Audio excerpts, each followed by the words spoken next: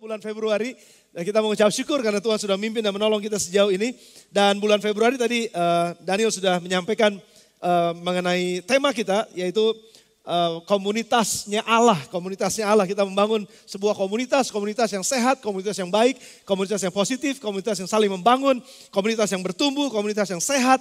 Kita membangun itu, saudara, dan kita mau menjadi bagian di dalamnya. Dan berapa banyak di antara saudara yang excited memasuki bulan ini dan saudara mau belajar firman Tuhan, boleh katakan amin sekali lagi. Baik, kita semua akan belajar bersama-sama dan saya akan mulai minggu pertama ini dengan tema honorable man. Atau seorang yang terhormat, orang yang layak untuk dihormati, orang yang layak untuk dapat penghormatan. Nah saudara, saya ingin mulai dengan, saya ingin mulai dengan kalimat ini, menjadi terhormat dengan menghormati orang lain. Menjadi terhormat dengan menghormati orang lain. Nah semua saudara, kecenderungan kita, kecenderungan manusia adalah selalu ingin dihormati. Suami selalu ingin dihormati oleh istrinya. Demikian sebaliknya, istri selalu mau juga dapat penghormatan dari suami. Orang tua selalu mau dihormati oleh anaknya. Itu biasa saudara, dan itu memang kecenderungannya seperti itu. Dan anak-anak juga mau dihormati oleh orang tuanya, saya juga mau dihormati. Dan setiap orang saudara, mertua dengan menantu, menantu dengan mertua, atasan dengan bawahan, bawahan dengan atasan, selalu mau untuk dihormati. Ya, antara pendeta dengan jemaat, jemaat dengan pendeta, itu semua hubungan itu di dalam komunitas kita, saudara, ada di dalam masyarakat kita. Dan itu merupakan hal yang biasa kalau menurut saya, bahwa setiap orang punya kecenderungan untuk dihormati. Namun, saudara, saya ingin memulai juga dengan satu quote. Waktu saya renungkan ini beberapa waktu yang lalu, saya mendapatkan kalimat ini, saudara. Dan saudara catat ini baik-baik karena ini akan mengawali kebenaran firman Tuhan yang saya ambil juga semua dari firman Allah yang bisa menolong kita untuk punya framework atau cara berpikir tentang apa yang akan kita bahas pada siang hari ini atau pada pagi hari ini. Saudara siap? Sekali lagi, saudara siap? Kayaknya lagi kedinginan nih. Oke, saudara siap ya. Dihormati oleh orang lain bukanlah sebuah kebanggaan yang harus dikejar. Tetapi sebuah penghargaan yang diberikan karena kehidupan yang benar. Sekali lagi saudara, sekali lagi. Mungkin saudara masih mengunyah ini. Dihormati oleh orang lain, saudara boleh ganti nama kata orang lain.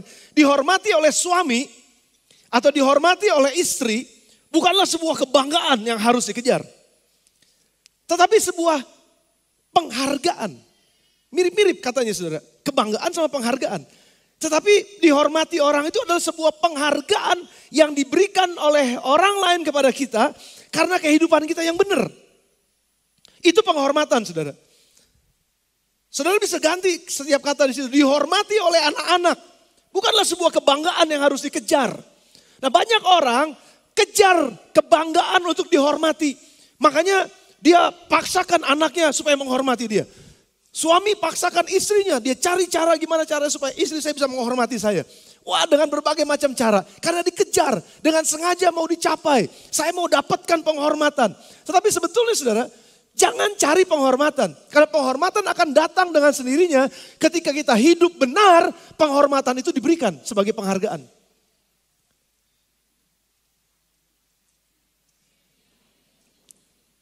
Masih mengunyah? Mari kita mulai pengajaran Yesus Lukas pasal yang ke-20 ayat 45 sampai dengan ayat yang 47. Lukas 20 ayat 45 sampai dengan ayat yang ke-47. Kita belajar pagi ini dari apa yang Yesus katakan. Ketika semua orang banyak mendengar, Yesus berkata kepada murid-muridnya, waspadalah terhadap ahli-ahli Taurat yang suka berjalan-jalan memakai jubah panjang dan suka menerima penghormatan di pasar, suka duduk di tempat terdepan di rumah ibadat dan tempat terhormat dalam perjamuan. Ayat 47, yang menelan rumah janda-janda dan yang mengelabui mata orang dengan doa yang panjang-panjang. Mereka itu pasti akan menerima, bukannya upah, hukuman yang lebih berat. Saudaraku, mari kita coba perhatikan satu persatu apa yang Yesus sedang sampaikan. Ayat yang ke-46 ini merupakan pengajaran Yesus. Waspadalah terhadap ahli-ahli Taurat yang suka berjalan-jalan memakai jubah panjang. Poin saya yang pertama ini saudara, saya mau saudara catatin baik-baik. Setiap orang pasti memiliki predikat. Setiap orang pasti memiliki, ada yang memiliki jabatan, ada yang memiliki satu kehormatan. Nah, jubah panjang pada saat itu yang dipakai oleh ahli Taurat, by the way, kenapa Tuhan Yesus pakai contoh ahli Taurat? Karena memang pada saat itu mereka dianggap sebagai orang-orang yang harus diteladani. Yang harus dilihat kehidupannya. Jadi contoh hidup orang yang beragama itu tuh contohnya. Kira-kira gitu. Makanya Yesus pakai contohnya mereka. Nah, ahli Taurat yang pakai jubah panjang. Oh, thank you buat gambarnya. Saya suka sekali dengan bagian multimedia hari ini. Boleh tepuk tangan buat mereka, saudara? Ini bukan gambar saya, ini mereka yang cari ini pasti nih. Cepet banget mereka cari. Nah, pakai jubah yang panjang terus mereka jalan keliling-keliling. Nah, saudara, jubah itu menjadi satu simbol dari sebuah kedudukan, dari sebuah jabatan, dari sebuah otoritas, dari sebuah kekuasaan. Jubah pada saat itu ya. Jadi orang yang beragama pada saat itu pakai jubah. Sampai hari ini pun sebetulnya masih digunakan sebagai simbol. Nggak ada yang salah dengan jubah, saudara. Karena itu merupakan simbol. Masih ada teman-teman yang dari denominasi lain, dari gereja lain. Mereka kalau ibadah, pemimpinnya masih pakai jubah. Nggak ada yang salah dengan itu. GSC Bethlehem yang agak sedikit beda. Karena pendetanya pakai jeans. Tapi maksudnya gini, saudara, nggak ada yang salah juga dengan itu. Nggak ada yang salah pakai jubah, nggak ada yang salah dengan pakai jeans. Karena lambang, jubah itu merupakan atribut yang menunjukkan bahwa dialah orang yang sah. Dialah orang yang kompeten, dialah orang yang punya kuasa. Dialah orang yang punya otoritas pada hari itu untuk mimpin acara. Nah itu jubah yang dipakai, saudara. Nah oleh sebab itu kalau Yesus katakan begini, bukan apa yang ada di luarmu, tetapi apa yang ada di dalammu. Kuasa, pengurapan, otoritas itu timbul dari dalam, bukan dari apa yang kita pakai. Betul, saudara. Dan Yesus bilangnya ini orang-orang Farisi, orang-orang ahli Taurat, mereka pakai jubah jalan kemana-mana karena mereka pengen nunjukin bahwa mereka punya kuasa. Mereka pengen nunjukin bahwa mereka punya otoritas. Mereka pengen nunjukin bahwa mereka punya jabatan tinggi. Mereka orang yang patut untuk dihormati. Mereka orang yang layak untuk diberikan penghargaan yang tinggi. Dan jadi mereka pakai jubah, mereka keliling kemana-mana. Saudara, yang pertama, poin saya yang pertama adalah jangan mencari penghormatan dari manusia dengan menggunakan jaket saudara. Jangan cari kehormatan dengan menggunakan jabatan saudara. Karena penghormatan datang bukan karena jabatan. Penghormatan, pengurapan datang bukan karena penghormatan datang bukan karena jabatan kita, bukan karena apa yang kita pakai, bukan karena predikat kita, bukan karena saya orang tua, karena saya suami, karena saya ini, saya layak untuk dihormati. Enggak, Yesus lagi bilang, no, bukan model kayak begitu kata Yesus. Nah kan ada orang tua bilang begini sama anaknya. Sudah seharusnya anak hormat sama orang tua. Yang lebih muda hormat sama yang lebih tua. Firman Tuhan dengan jelas katakan, hormatilah orang tuamu. Jadi banyak orang tua pakai ayat ini untuk tanda kutip mengintimidasi orang yang ada di bawahnya. Atau anak-anak yang ada di bawahnya untuk menghormati orang tuanya. Jadi pakai ayat untuk mengintimidasi. Pakai power untuk mengintimidasi. Padahal saudara, penghormatan dari anak gak perlu dicari. Datang sendiri. Oh, saudara kedinginan nih kayaknya. Yang bersama dengan saya katakan amin. Jangan dicari. Walaupun ada firman yang memang betul. Memang betul. Sudah selayaknya anak-anak memang harus menghormati orang tua. Suami bilang sama istrinya, kamu harus hormat sama saya sebagai suami. Waduh, gaya banget pakai ayat lagi. Ayatnya apa? Hormatilah suamimu. Tunduklah pada suamimu. Jadi semua pakai ayat saudara. Ada yang tuan bos ya, pemimpin, ada mungkin direkturnya sama bawahannya atau manajer sama bawahannya. Dia juga katakan bahwa, kamu mesti hormat. Gue atasan lu bawahan gue ya. Lu jangan macam-macam sama gue, bisa pecat lu dan lain sebagainya. Jadi pakai pendekatan otoriter, pakai pendekatan saya pakai jubah nih. Pakai pendekatan saya pakai jabatan nih. Kayaknya hebat banget. Supaya apa? Supaya dapat penghormatan. Tapi Paulus katakan melalui firman Tuhan, Kolose pasal yang ketiga 18 sampai dengan Kolose pasal 4 ayat yang pertama. Memang betul, hai istri-istri, suami-suami ntar bilang amin kalau saya baca ini ya. Hai istri-istri, tunduklah pada suamimu. Sebagaimana seharusnya di dalam Tuhan. Loh cowok-cowok kok gak amin sih? Amin. Jangan dibuka dulu yang itunya. Balik lagi. Hai istri-istri, tunduklah kepada suamimu. Sebagaimana seharusnya dalam Tuhan. Amin, thank you. Tapi jangan amin seneng dulu. Karena Paulus bilang sebaliknya katanya. Baru ayat yang berikutnya. Hai suami-suami, ibu-ibu, amin. Kasihilah istrimu. Jangan berlaku kasar terhadap dia. Yang amin tuh pasti suaminya kasar tuh. Nah. Enggak, sudah perhatikan. Hai suami-suami, kasihi istrimu. Kasih itu bukan cuma cintai, kasih. Dek, kasih loh dek. Kasih rumahmu, sertifikatnya. Kasih mobilmu, SNK-nya, BPKB-nya, kasih. Kasih uangmu, depositonya. Betul, kasih istrimu. Makanya istri baru bisa tunduk dan hormat sama suami.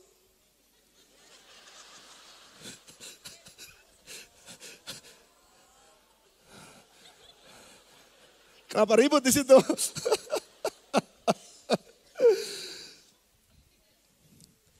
Tapi saya percaya bahwa istri-istri di sini bukannya mata duitan. Istri-istri di sini bukannya materai. Buktinya walaupun suaminya kasar, mereka tetap menghormati suaminya.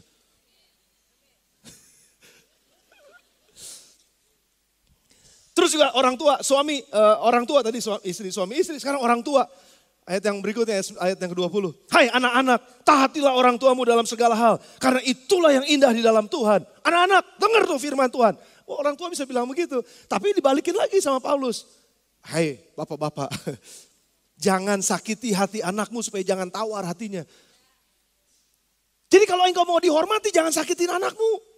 Kalau engkau mau dihormati, kalau udah bikin janji sama anak, jangan diingkari. Tajam banget. Kalau engkau mau dihormati sama anak-anak, hormati haknya mereka, hormati waktunya mereka, hormati privasinya mereka, hormati mereka. Jangan diinjak-injak haknya mereka.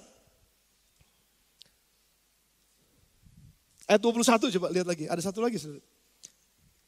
Oh selanjutnya. Hai hamba-hamba, nah ini buat para bawahan nih. Bos-bos dengernya seneng banget nih. Hai hamba-hamba, taatilah Tuhanmu yang di dunia ini dengan dalam segala hal. Jangan hanya di hadapan mereka saja untuk menyenangkan mereka. Jadi kalau bos gak ada, lu mesti tetap kerja. Jangan kerja kalau pas bosnya ada. Wah, bos bisa pakai ini nih. Biasanya gitu saudara. Kalau manajer lagi pergi, direktur lagi pergi, kantor kosong tuh. Mumpung gak ada bos. Nah ini buat hamba-hamba nih saudara. Hei, taati. Kalau kamu mau jadi terhormat, kamu harus mulai untuk menghormati orang lain. Gak ada yang amin. Taatilah Tuhanmu di dunia dalam segala hal. Jangan hanya di hadapan mereka saja untuk menyenangkan mereka, melainkan dengan tulus hati karena takut akan Tuhan. Tapi 4 ayat 1, Kolose 4 ayat yang pertama dibalikin juga sama Rasul Paulus. Hai Tuhan, berlakulah adil dan jujur terhadap hambamu. Ingat kamu juga punya Tuhan di sorga. Di atas langit ada langit. Jangan sombong kalau kamu jadi Tuhan. Jangan sombong kalau kamu jadi bos sekarang. Jangan sombong kalau kamu mentang-mentang punya jabatan sekarang. Hei, jangan. Bukan itu, intinya adalah berlakulah adil jujur terhadap hambamu. Maka mereka akan menghormati engkau. Mereka akan menghargai engkau. Tapi intinya adalah ayat yang ke-23 dari Kolose pasal yang ketiga, saudara. Apapun juga yang kamu perbuatlah dengan segenap hatimu seperti untuk Tuhan dan bukan untuk manusia. Jadi kalau suami perbuatlah itu buat istrimu. Kalau istri perbuatlah itu untuk suamimu. Hormati mereka seperti engkau menghormati Tuhan. Hai anak-anak, hormati orang tuamu. Hai orang tua, hormati anak-anakmu. Lakukan semuanya seperti engkau lakukan kepada Tuhan. Jadi jangan pikir bahwa engkau lebih tinggi. Jangan berpikir bahwa engkau lebih rendah. Jangan berpikir bahwa apapun. Tapi pikirkan bahwa semua ini kulakukan untuk Tuhan. Jadi selagi saya jadi anak, saya harus memberikan penghargaan, penghormatan buat orang tua saya seperti kepada Tuhan. Kalau saya jadi orang tua, saya harus menghargai dan menghormati anak-anak saya seperti kepada Tuhan. Jadi apapun yang saya lakukan, hormatilah seperti menghormati Tuhan. Kalau kita punya hubungan seperti ini, kalau kita punya attitude seperti ini, kalau kita punya pemikiran dan nilai hidup seperti ini, saudara. Ini luar biasa. Saudara saya nggak perlu cari-cari penghormatan. Karena penghormatan otomatis datang kepada kita. Orang memberikannya sebagai penghargaan. Bukan sesuatu yang harus dibanggakan, penghormatan itu enggak. Menjadi terhormat itu bukan menjadi sesuatu yang harus saya bangga banget dengan ini. Enggak, santai aja, santai aja. Kerjakan aja sesuatu yang benar, maka penghormatan itu datang sama kita. Itu yang firman Tuhan jelas banget katakan. Jadi yang pertama, jangan pakai otoritas kita karena kita punya jabatan. Jangan pakai otoritas kita karena mungkin kita punya jubah. Jangan pakai otoritas kita karena mungkin kita punya otoritas yang gede banget gitu. Jangan. Untuk mendapatkan penghormatan, gak usah. Pakai penghormatan, pakai jabatan kita, pakai tempat duduk kita, pakai kursi. Kekuasaan kita untuk membantu orang lain, untuk orang lain hidupnya lebih baik lagi.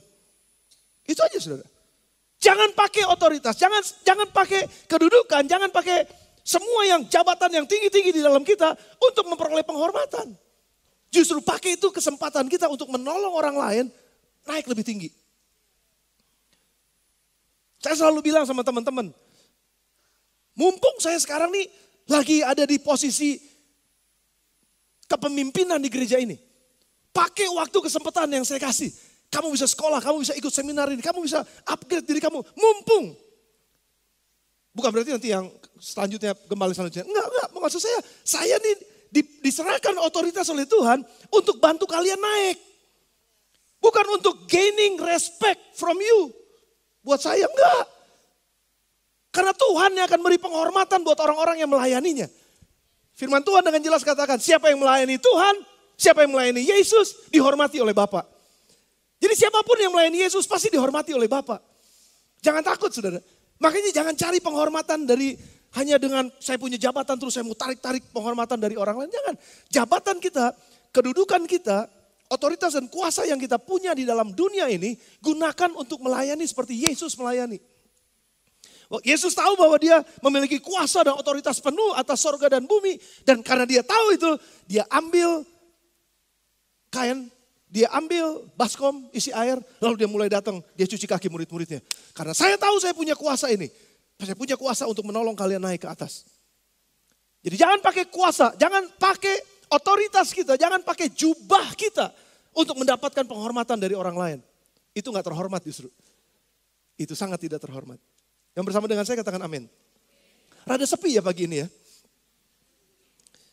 Poin saya yang kedua, sudah. Poin saya yang kedua, ayat yang ke-46 juga tadi. Tolong bukain lagi ayat yang ke-46. Waspadalah terhadap ahli-ahli Taurat yang suka berjalan-jalan pakai jubah panjang. Yang kedua nih saudara. Suka menerima penghormatan di pasar, suka duduk di tempat terdepan di rumah ibadat, dan di tempat terhormat dalam perjamuan. Suka menerima penghormatan. Yang kesukaannya adalah dihormati terus. Jadi gila hormat. Sorry saya pakai kata itu ya. Karena ini kata yang paling biasa kita dengar. Gila hormat. Di mana-mana mau dihormatin. Di pasar dia mau dihormatin. Di rumah dia mau dihormatin. Termasuk di gereja dia mau dihormatin. Di sekolah dia mau dihormatin. Di perusahaan dia mau dihormatin. Di mana-mana gelo hormat. Kira-kira gitu saudara. Gila hormat ini orang. Lalu karena gila hormat, dia pakai otoritas. Masuk poin yang pertama tadi masih nyambung sedikit. Memakai otoritas karena predikat untuk menerima penghormatan dan dihormati. Jadi dia punya otoritas dan dia pakai otoritasnya untuk mengambil otoritas orang lain supaya dia kelihatan lebih terhormat. Jangan ngelamun. Pakai otoritasnya untuk ngerampas otoritas orang supaya dia dapat penghormatan. Saya kasih contoh sama saudara. Sebelum saya kasih contoh, catat ini saudara. Belajarlah untuk menghormati otoritas orang lain walaupun kita memiliki otoritas yang lebih besar. Sekali lagi. Belajarlah menghormati otoritas orang lain walaupun kita memiliki otoritas yang lebih besar.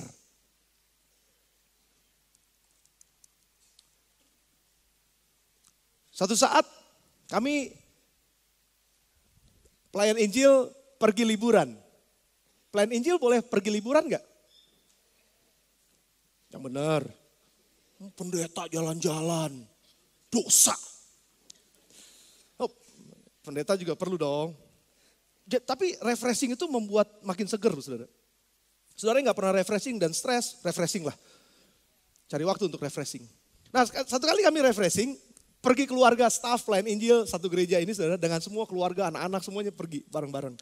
Nah ada pemimpinnya saudara yang dipilih. Oh saya sebagai gembala sidang, saya punya otoritas, saya punya hak untuk ngatur segala sesuatunya. Tapi karena otoritas itu sudah diberikan kepada Pastor Daniel Yosafat pada saat itu. Dan juga ada beberapa orang lagi. Dan dialah yang memimpin semua perjalanan ini. Dan dialah yang membuat semua agenda berjalan. Dia membuat semua aturan-aturannya dan lain sebagainya. Kami semua harus tunduk sama dia. Jadi satu saat, ini contoh ya saudara ya, ini gak terjadi. Tapi contoh aja kalau satu saat mungkin saya ngerasa sama istri mungkin, saya bilang gini kita gak cocok nih pergi ke sini, ngapain kita pergi ke sini? Gak usah pergi ke sini lah. Kita pergi ke tempat lain aja. Kita sewa mobil juga bisa kok, ngapain ikut-ikutan sama kelompok kayak begini. Misalnya, bisa gak saudara? Bisa. Oh, otoritasnya lebih tinggi kok dari otoritasnya Pastor Daniel. Tetapi pada saat itu saudara, pada kesempatan itu, ini bukannya cerita tentang gereja, ini cerita tentang jalan-jalan. Dan ada orang yang diberikan otoritas untuk itu. Jadi kalau saya ngeyel gak mau ikutan di bawah otoritas Pastor Daniel, saya pergi sendiri sama keluarga kami, udah kita pergi aja sendiri, biarin mereka sendiri. Saudaraku, itu tanda orang yang gak terhormat. So, pakai otoritasnya untuk berontak terhadap otoritas yang ada. Sudah ngerti maksud saya? Enggak kayaknya. Mau contoh lagi. Saya punya otoritas atas gereja ini juga dan seluruh ruangan yang ada di dalamnya. Karena itu dipercayakan kepada saya. Satu saat, office boy kan jauh banget saudara. Secara struktur kan jauh banget. Nah office boy satu saat lagi ngeberesin WC. Kamar mandi WC di sana ya, toiletnya. Yang pria lagi. Dan saya setiap pagi memang setiap jam 7 itu, jam 7:15 itu adalah waktu saya untuk meditasi di WC. Dan ternyata pada saat itu si office boy-nya lagi ditutup jalannya dan gak boleh masuk, lagi disikat. Bisa gak saya bilang, keluar, gue mau pakai. Bisa. Tapi pada hari itu otoritasnya ada di tangan office boy. Dan saya harus tunduk sama dia. Pastor mohon maaf ya, jangan masuk dulu karena lagi diberesin. Pastor ke yang di bawah aja. Saya mesti mau tunduk loh saudara. Karena itu otoritasnya dia. Bukan hanya karena saya punya otoritas tertinggi, lebih besar dari dia, terus otomatis saya bilang, lu ikut gua. Gitu. Itu namanya sok tahu. Susah bahasa ini apa ya, sok tahu lah. Sok punya otoritas. Saya mesti tunduk saudara. Sudah ngerti maksud saya? Enggak kayaknya. Oke, contoh yang berikutnya. Saya presiden direktur sebuah perusahaan. Semua orang di perusahaan tunduk sama saya. Dengar suara saya. Satu kali saya gak mau pakai supir, saya jalan sendiri. Ke Pasar Bogor misalnya. Jalan Pasar Bogor, terus saya mau parkir di satu tempat. Saya kan bos, saya bisa parkir di mana aja. Tukang parkir, prit. Maaf Pak, gak boleh parkir di sini. Silakan parkir di situ. Turun saya. Emang lu pikir lu siapa? Lu gak tahu siapa gua? Terus kalau dia jawab, gak tahu. Mau apa saudara? Emang dia gak tahu siapa? Lu gak tahu siapa gua? So punya otoritas. Saudara ketahuilah, di jalan itu yang punya otoritas itu tukang parkir. Saya mesti tunduk sama tukang parkir kalau dia bilang gak boleh sini Pak, silakan di situ. Walaupun saya punya jabatan direktur utama sebuah perusahaan. Tapi itu di perusahaan saudara. Bukan di jalan raya. Khususnya di spot itu yang berkuasa tukang parkir. Sudah ngerti maksud saya? Hampir semua, oke. Satu lagi, contoh satu lagi. Di gereja nih saudara, di gereja. Udah jelas-jelas Asyirnya bilang. Asyir yang pada saat itu bertugas. Pak jangan duduk di sini, duduk di depan dulu situ Pak. Diarahin ke depan. Kalau gue mau duduk di sini lu mau apa? Gue bayar perpuluhan, gue bayar kolektor, gue duduk sini mau apa? Dari lu belum lahir, zaman Om Gyoke, gue udah duduk di sini. Padahal zaman Om Gyoke ini belum ada gedung ini saudara. Saudara ngerti maksud saya gak? Lebih ngerti lagi? Kenapa? Karena walaupun saudara jagoan di luar sana, waktu masuk ke ruangan ini ada yang punya otoritas. Dan kalau kita gak mau tunduk sama otoritas itu, kita sedang mengatakan begini, saya bukan orang terhormat. Saya gak mau dengar kamu, saya bukan orang terhormat. Boro-boro saudara dihormatin. Maksudnya boro-boro orang ini dihormatin. Yalah, semua orang akan mikir gini, belagu amat nih orang, betul gak saudara? Kita akan berpikir nih belagu nih orang nih, sombong banget nih orang. Malah jadi gak terhormat. Berikanlah penghormatan kepada yang punya otoritas di tempat itu pada hari itu, maka engkau jadi orang yang terhormat. Tapi kalau engkau ngotot mau dihormatin sebagai orang yang terhormat, sedangkan ada orang yang pegang otoritas di situ, dan engkau sama sekali bukan orang terhormat. Saudara bersama dengan saya? 100% ngerti, berarti udah gak usah contoh lagi. Semuanya ngerti udah. Jelas bahwa setiap ada otoritas, setiap tempat ada otoritas. By the way, saudara, by the way. Masalah Asyir tadi.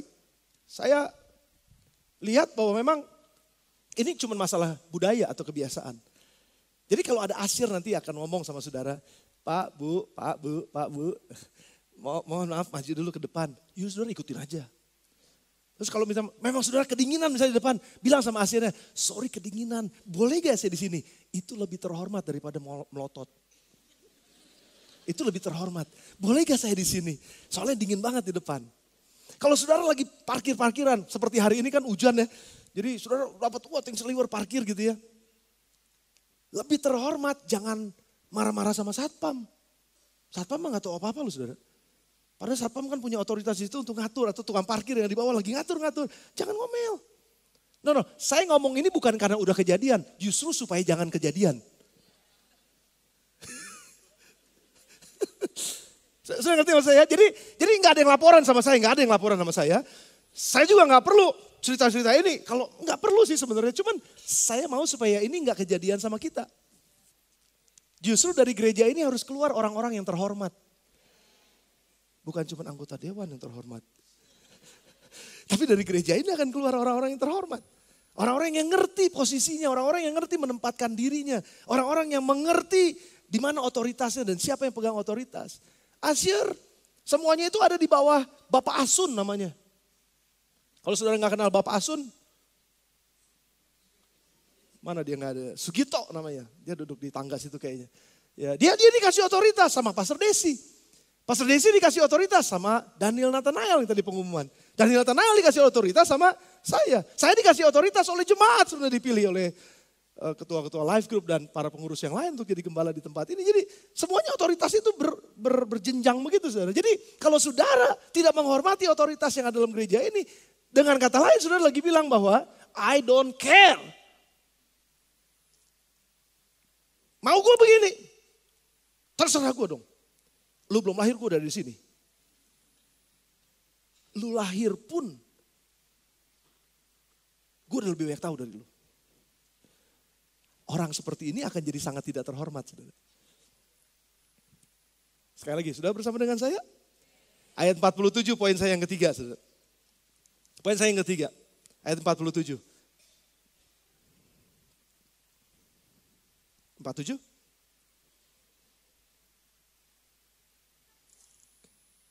Lukas 20 ayat 47? Enggak bisa?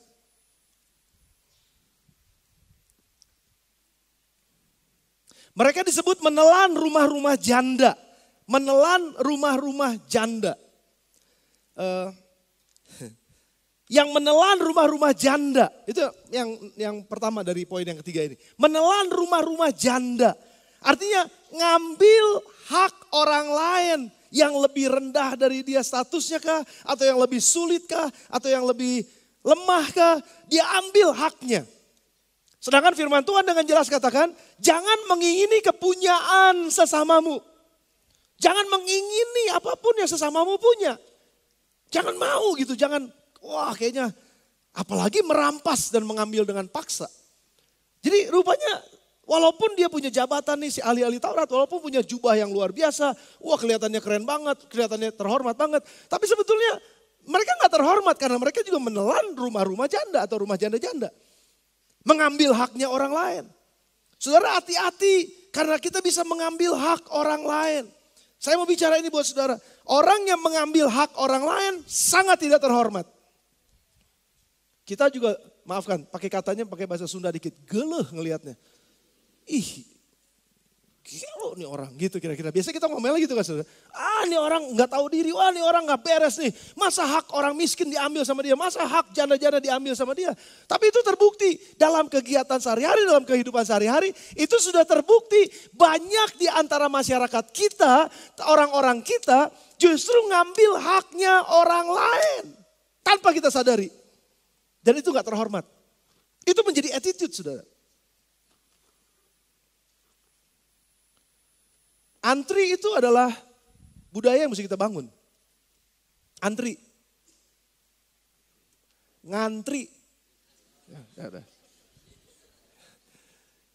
Saudara bayangin gak kalau lagi ngantri tiket, saudara mau nonton nih misalnya di mana di 21 atau apa gitu ya. Saudara lagi ngantri, lagi enak-enak ngantri, terus tiba-tiba ada yang lari, terus di depan itu pura-pura mainin handphone.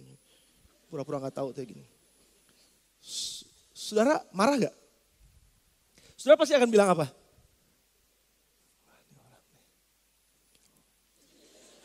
Pasti sudah bilang begitu. Betul apa enggak saudara? Wah ini orang gak tahu diri nih. Wah benar di dasar nih orang nih. Gak tahu diri. Kenapa? Nyerobot milik orang lain. Sudah bersama dengan saya? Masih belum kayaknya. Kasih contoh lagi yang lain. Saudara kalau lagi ada di restoran atau bukan restoran, lagi kawinan. Ngantri makanan. Ya kan? Kambing guling, kita udah seru banget nih ya, kambing guling, maju lagi, aduh tinggal dikit, dikit lagi nih. Kok ketawa sih? Belum beres ceritanya? I know, ngetawain diri sendiri.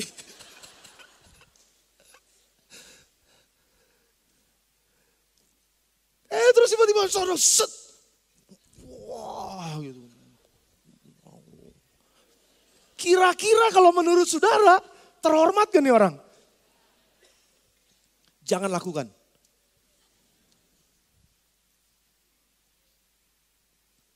GSA Bethlehem gak ada yang punya budaya babungkus.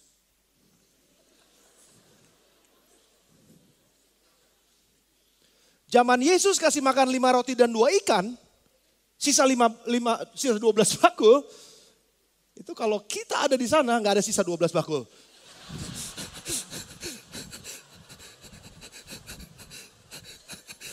Dibungkus semua habis.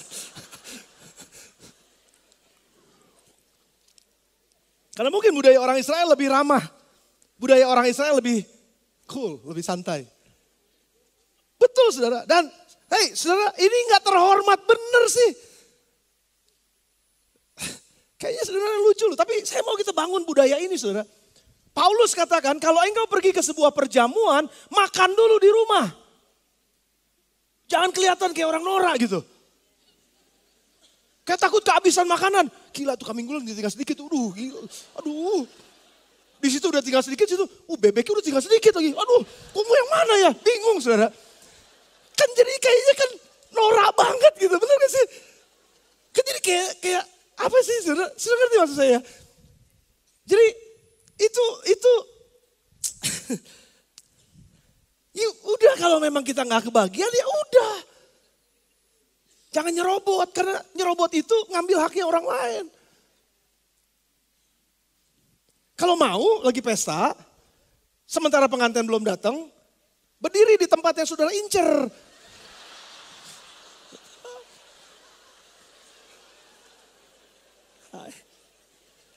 Ya. Dipanggil sama temennya, sini mas. Sini. Enggak, gue di sini aja.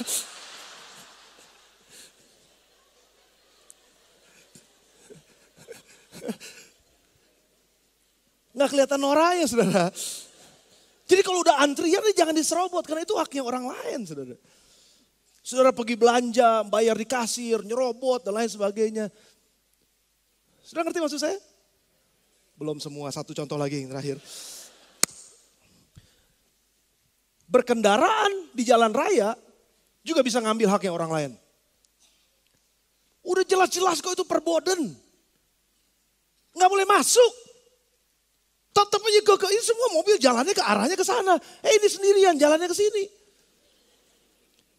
Kan itu kan haknya orang jalan ke sana saudara. Ini ditabrak sama kita arahnya ke sini. Berbeda arah. Udahnya kalau mau dimarahin sama orang yang jalan, wah. Dia buka dia lebih galak, saudara. Saudara, lain kali begini, saya belajarnya dari David. David datang apa enggak ya? Pokoknya kalau ada orang lawan arah ya, saudara halangin aja sedikit. Ini saya ajarin tipsnya nih. Halangin sedikit, saudara buka kaca bilang gini, di situ ada polisi gitu. Jangan dimarahin. Oh, ada polisi. Ntar dia balik sendiri tuh. Itu si David, itu David ya, bukan saya, David itu.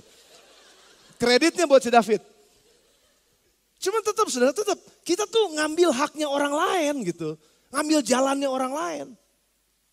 Nggak enak banget loh kalau gitu. Dan sangat gak terhormat. Kan sekarang nih ada di iklan-iklan radio ya. Itu di situ udah jelas kalau di kereta tuh biasanya suka ada ini buat orang hamil, ini buat orang tua, ini buat ibu hamil. Ya itulah pokoknya ya. Ya itu dia. Pura-pura tidur di situ. Pura-pura tidur. Supaya nggak suruh berdiri, supaya gue dapat duduk gitu pura-pura tidur. Padahal itu haknya orang tua, haknya orang yang mungkin disable gitu saudara. Dan itu memang ada tempatnya. Kecuali kalau memang saudara silahkan duduk. Dan dikasih duduk, nggak jadi masalah. Jadi jangan ambil haknya orang lain saudara. Ini saya juga mau ajarin pada saudara. Kalau naik kereta ya, memang di Indonesia sih soalnya. Soal di Indonesia ini agak susah memang. Tapi kalau saudara pergi misalnya ke luar negeri kemana gitu, saudara naik MRT gitu. Kan kita bakalan punya MRT nih, nggak lama lagi. Kita berdua Bogor juga kira-kira 2 minggu lagi punya kayaknya. Kalau punya MRT saudara, perhatikan ini kejadian, ini betul-betul kejadian. Satu saat, saya nggak sebut di negara mana, satu saat ini lagi mau naik MRT, saya duduk depan. Karena MRT itu ada pintunya itu udah pasti ada garisnya di situ, pintu pasti stop di situ. Nah di sini ada antrian orang yang masuk, antrian orang masuk. Di sini antrian orang yang keluar. Jadi kita nunggu antrinya begitu saudara, supaya pintunya terbuka orang keluar. Naik lift juga sama. Sudah mau di mana kayak, sudah naik lift, tunggu orang yang di dalam keluar. Saudara ini nggak ada di Alkitab. Tapi ada prinsipnya. Jangan ambil hak orang lain. Hak orang lain itu tuh keluar dulu. Nah ini suatu saat saya lagi ngantri panjang nih. Wah saya bilang keren. Tapi di sebelah saya nih, saya ngeliat ini ada rombongan orang Indonesia saudara. Ngobrol wah gitu ya. Saya lihat, wih Hermes. Wih keren amat nih belanjanya mahal-mahal. Pokoknya banyak banget gitu. Nah begitu kereta datang, MRT datang, terbuka pintu kan. Set begitu buka pintu. Yang ini pada keluar. Di sini pada nggak mau. Bukan yang nggak mau ngalah sih sebenarnya. Pada nggak mau kehilangan kesempatan, pintu udah terbuka soalnya. Langsung masuk gitu. Nah ini yang ini kan orang lokal, saudara yang luar tuh banyak orang lokal. Kita kan turis semuanya. Ini udah tahu ini orang Indonesia. Kenapa jadi begini? Saya bilang, saya diem, saya tunggu. Ini keluar, udah selesai. Sampai orang yang keluar tuh ngomel, saudara. Wah. Orang Indonesia, gue malu banget. Gue bukan orang Indonesia. Udah, pokoknya pura-pura aja bukan jadi orang Indonesia gitu, saudara. Karena malu, bukan bagian dia. Diomelin, saudara. Karena emang gak sabar, kayaknya gak sabar. Takut kehilangan, takut wah segala macam. Kan itu kelihatan banget, jadi gak terhormat banget gitu, saudara. Sudah ngerti maksud saya?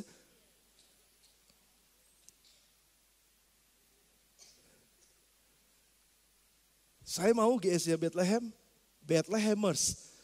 Jadi orang-orang yang ngerti tata krama ini. Untuk jadi orang yang dihormati. Jangan jadi orang yang diomongin saudara. Yang berikutnya jangan juga menelan rumah janda-janda ngambil hak orang lain. Nah seringkali ini juga kita ambil saudara. Hak orang tuh punya hak untuk bicara. Seringkali kita sabot pembicaraan.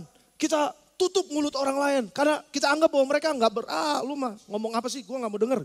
Banyak loh saudara, orang ini lagi ngobrol nih. Kita lagi ngobrol serius. Aduh gue gak respectnya sama dia kayaknya. Dia main handphone nih. Atau saya paling sering ditegur sama istri saya. Kalau lagi ngomong, terus saya biasanya suka lagi mikir kemana-mana. Terus istri saya langsung tarik tangan. Tatap mataku. Begitu saudara. Oh iya benar, lihat matanya. Perhatiin, saudara kadang-kadang kita tuh gak mau merhatiin orang ngomong. Karena mungkin kita berpikir, alah lu apa sih? Ngerendahin orang gitu saudara. Gak nganggap orang gitu.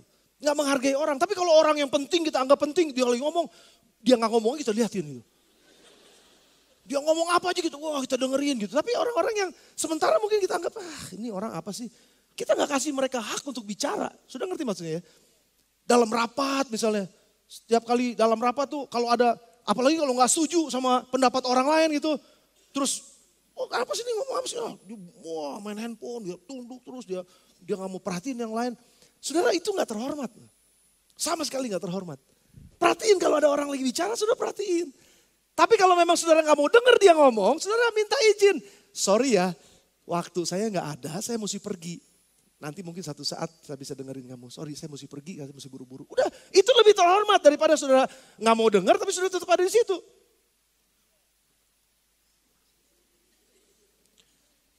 Nggak enak.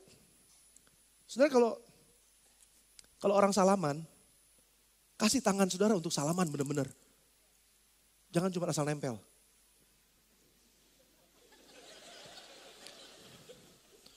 Bro, sini sebentar. Sebentar. Iya. Contoh. Salaman ya, kita salaman ya. Nih sudah salaman, sudah lihat. Boleh disarotin gak? Enak kan kalau gini? Enak ya? Coba kalau salaman gini. Hai bro. Itu gak enak. Nah artinya apa? Kita hormatin orang, saudara. Hormati karena orang juga berhak untuk mendapatkan sesuatu yang baik dari kita. Kasih mereka penghargaan yang baik, saudara. Yang terakhir, poin yang keempat. Masih ayat 47 bagian yang berikutnya. Tadi dibilang menelan rumah janda-janda dan mengelabui orang dengan doanya yang panjang. Ayat 47, tolong ditayangin lagi. Lukas pasal yang ke-20 tadi. Ayat 47-nya, ayat yang ke-47. Bisa dibuka? Gak bisa ya? Oke. Dan mengelabui orang-orang dengan doa-doanya yang panjang. Sudah perhatikan, manipulasi. Menelan rumah janda-janda yang mengelabui mata orang dengan doa yang panjang-panjang. Mereka itu pasti akan menerima hukuman yang lebih berat. Sudah dengar? Memanipulasi orang dengan pekerjaannya. Supaya kelihatan hebat, supaya dipuji sama orang, supaya dapat kelihatan baik. Padahal melakukan itu dengan tidak tulus hati. Ini saya tuliskan satu kata saja, pencitraan. Nggak tulus sebenarnya ngerjainnya. Cuman buat supaya saya diangkat aja, supaya saya jadi, supaya saya dihargain sama orang, supaya saya dibilang baik sama orang. Saya segala macam. Pencitraan.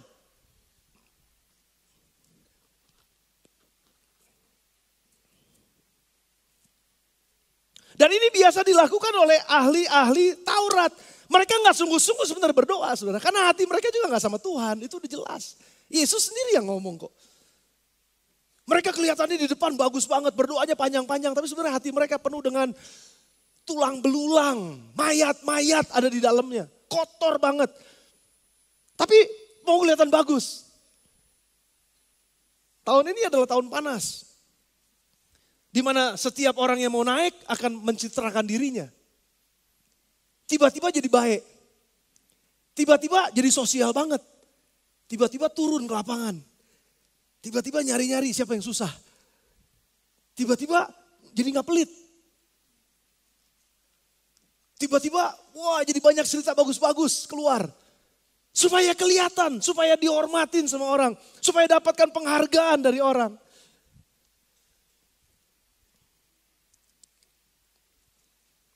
Saudara udah dapat clue-nya nih. Kalau ada orang yang gak kerja apa-apa, terus tiba-tiba mau jadi pemimpin, terus tiba-tiba jadi rame, dan lain sebagainya, semua kebaikannya terekspos, dan lain sebagainya. Itu namanya pencitraan.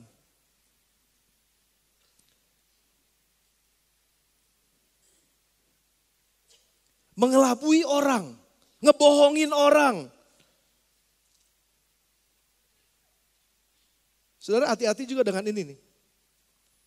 Pencitraan itu bisa juga terjadi ketika saya mau kelihatan lebih baik dari orang lain.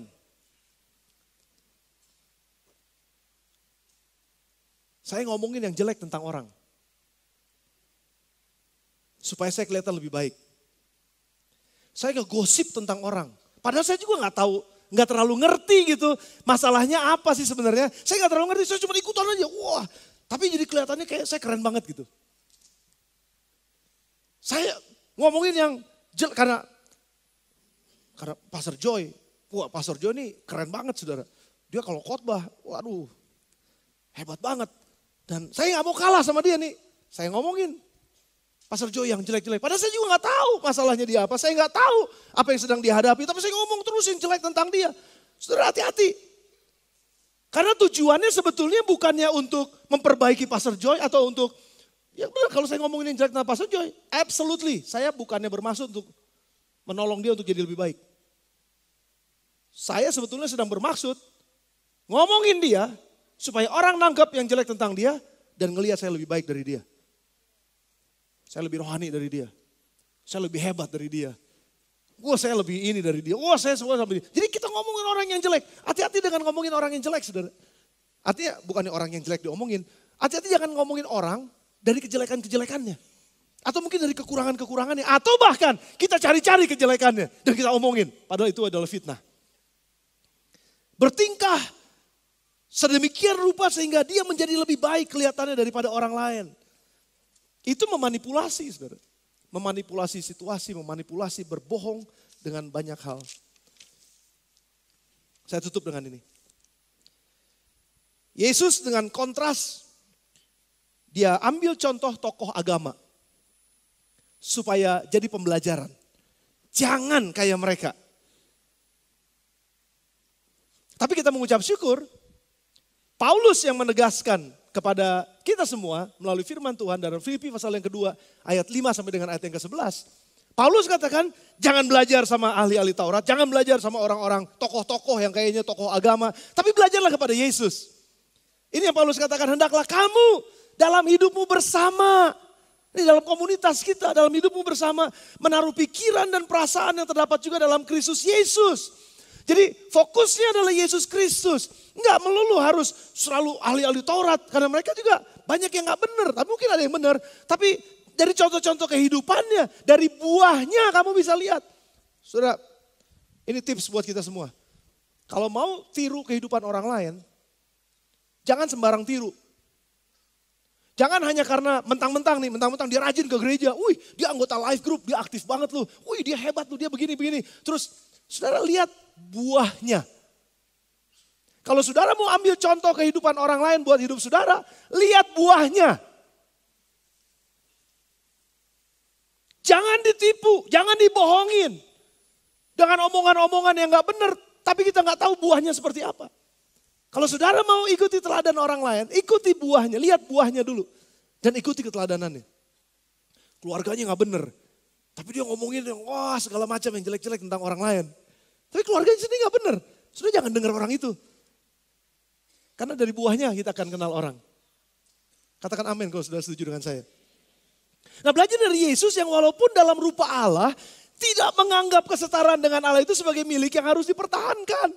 Dia gak nyari-nyari hormati saya. Enggak, dia justru kosongkan dirinya. Gak perlu mencari penghormatan dari orang lain. Kalau hidup kita benar, orang akan beri penghormatan buat kita sebagai penghargaan mereka. Udah cukup saudara. Jangan cari-cari penghormatan dari orang lain. Yesus sendiri telah mengosongkan dirinya sendiri. Mengambil rupa seorang hamba menjadi sama dengan manusia. Ayat yang ke-8. Dan dalam keadaan sebagai manusia ia telah merendahkan dirinya sampai taat dan taat sampai mati. Bahkan sampai mati di kayu salib sampai ujung harinya. Dia sama sekali gak pakai otoritasnya. Dia gak sama sekali pakai jabatannya sebagai Tuhan Allah. Untuk merebut penghormatan dari manusia. No. Dia lakukan justru contoh yang tadi saya katakan. Dia tahu bahwa dia adalah Tuhan. Dia tahu dia punya jabatan hebat. Dia tahu dia punya kekuasaan yang tinggi. Tapi dia ambil kain, dia ambil air. Dan dia mulai cuci kaki murid-muridnya. Justru itu yang dia lakukan. Dia mengosongkan dirinya. Dia gak nyari penghormatan dari orang lain. Tapi dia lakukan pelayanan dengan sungguh hati. Dengan sungguh-sungguh sampai mati di atas kayu salib.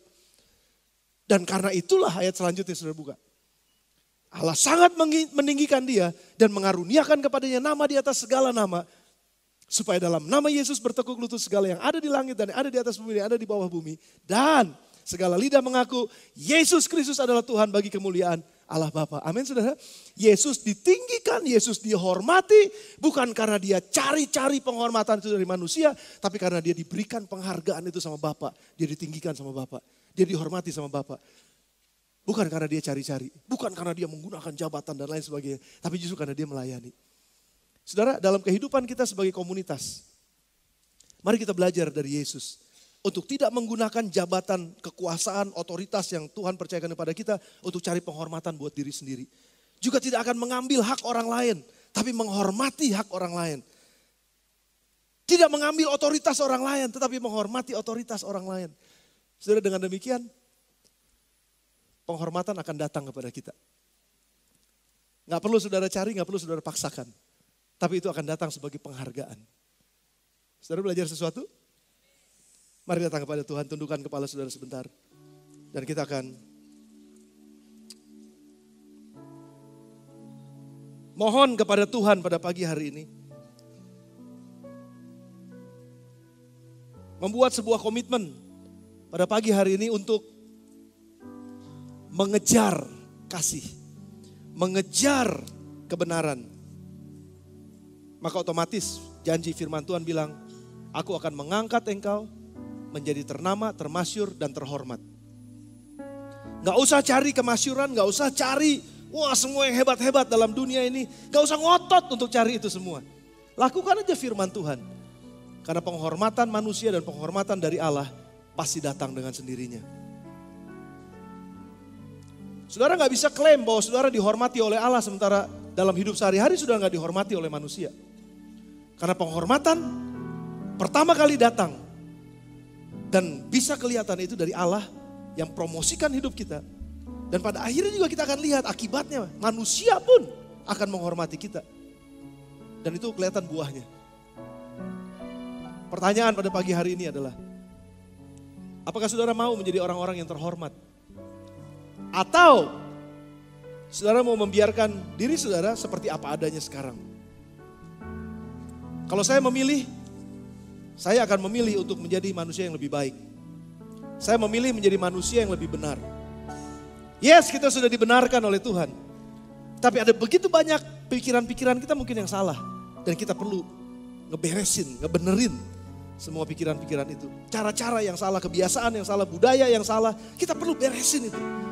Dan kita mohon Roh Kudus akan menolong kita pada pagi hari ini. Untuk bisa melihat diri kita. Jangan lihat orang lain, lihat diri kita. Apakah saya sudah hidup secara terhormat?